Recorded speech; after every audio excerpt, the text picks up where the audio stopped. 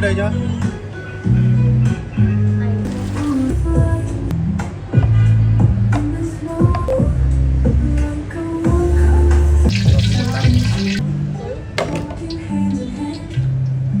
Đến nhà Minh Nguyễn nào. Cảm ơn như sớm em quen không?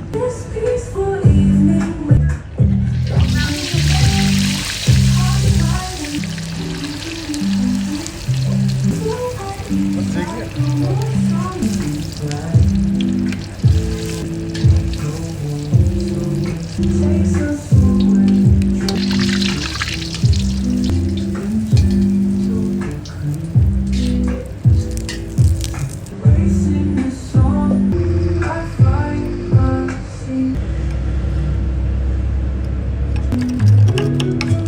Đây, máy xong mới cho rồi.